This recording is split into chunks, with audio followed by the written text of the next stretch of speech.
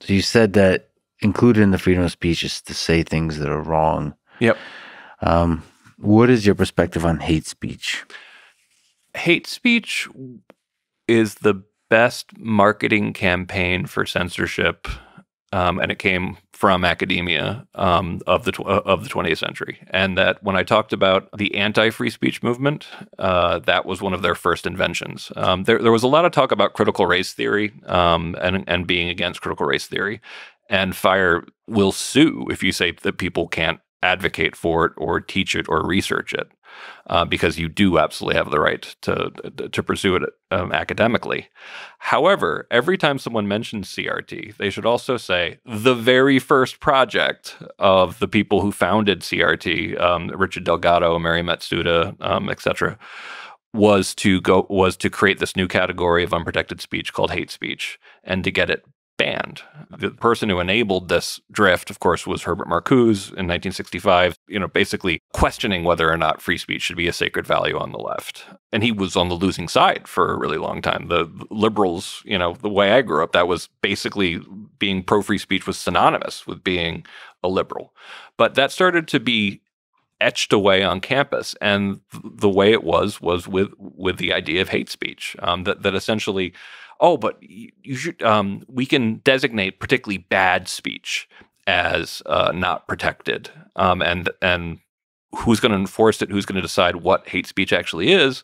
Well, it's usually overwhelmingly can only happen in an environment of really low viewpoint diversity because you have to actually agree on what the most hateful and wrong things are. And there's a bedrock principle. It's referred to this in a great case about flag burning in the First Amendment that I think all the world could benefit from.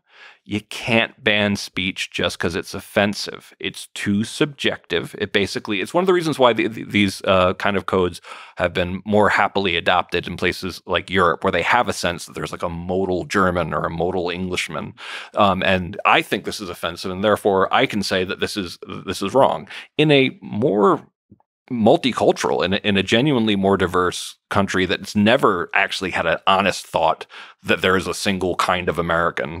There's never been, like, we had the idea of Uncle Sam, but that was always kind of a joke. Boston always knew it wasn't Richmond, always knew it wasn't Georgia, always knew it wasn't Alaska. Like, we've always been a hodgepodge, and we get in a society that diverse that you can't ban things simply because they're offensive. And that's one of the reasons why hate speech is not an unprotected category of speech. And I go further. My theory on freedom of speech is slightly different than most other constitutional lawyers. And I think that's partially because some of the ways, some of these theories, although a lot of them are really good, are inadequate. They're not expansive enough. And I sometimes call my theory the pure informational theory of freedom of speech. Or sometimes when I want to be fancy, the lab and the looking glass theory. And its most important tenet is that if the goal is the project of human knowledge, which is to know the world as it is, you cannot know the world as it is without knowing what people really think. And what people really think is an incredibly important fact to know. So every time you're actually saying, you can't say that, you're actually depriving yourself of the knowledge of what people really think. You're causing what Timur Kuran, who's on our board of advisors, calls preference falsification. You end up with an inaccurate picture of the world, which, by the way, in a lot of cases, because there are activists who want to restrict more speech, they actually tend to think that people are more prejudiced than they might be. And actually, these kind of restrictions, there was a book called Racial Paranoia that came out in about 15 years ago that was making the point that the imposition of some of these codes can sometimes make people think that the only thing holding you back from being a raging racist are these codes. So it must be really, really bad. It can actually make all of these things worse. And one, which we talk about in the book, one very real practical way it makes things worse is when you censor people, it doesn't change their opinion. It just encourages them to not share it with people who will get them in trouble. So it leads them to talk to people who they already agree with, and group polarization takes off. So we have some interesting data in the book about how driving people off of Twitter, for example, in 2017, and then again, I think in 2020, driving people to Gab led to, greater radicalization among those people. It's a very predictable force. Censorship doesn't actually change people's minds, and it pushes them in directions that actually, by very, solid research, will actually make them more radicalized. So yeah, I think that the attempt to ban hate speech, it doesn't really protect us from it, but it gives the government such a vast weapon to use against us that we will regret giving them. Is there ways to sort of to look at extreme cases to test this idea out a little bit? So if you look on campus, yeah, what's your view about allowing, say, white supremacists on campus to do speeches? So KKK. I think you should be able to study what people think, and I think it's important that we actually do. So I think that, let's take, for example, QAnon. Yeah, QAnon's wrong.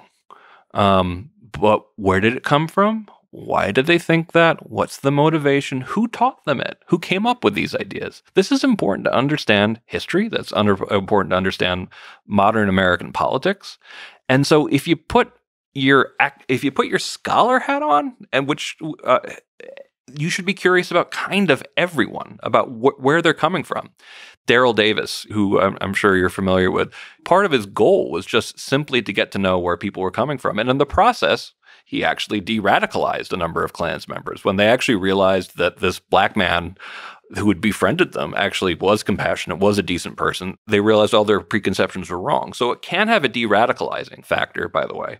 But even when it doesn't, it's still really important to know what the bad people in your society think.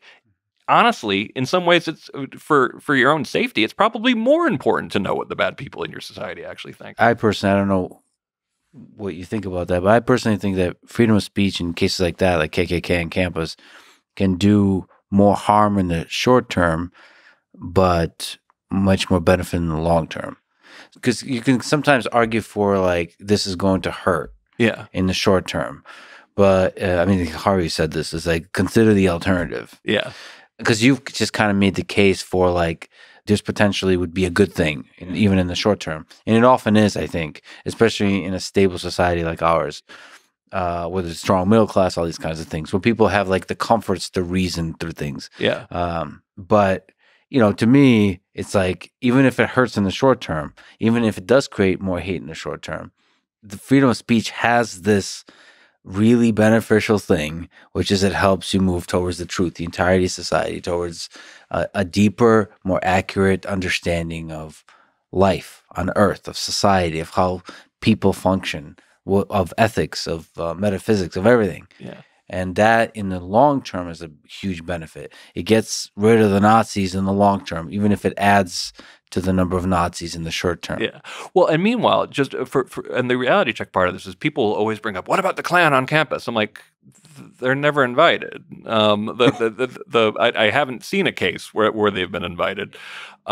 Usually the Klan argument gets thrown out when people are trying to excuse, and that's why we shouted down Ben Shapiro. Right. And that's why you can't have Bill Maher on campus. That's why, and it's like, okay, and it's a little bit of that whataboutism again, about being like, well, that thing over there is terrible, and therefore this comedian shouldn't come.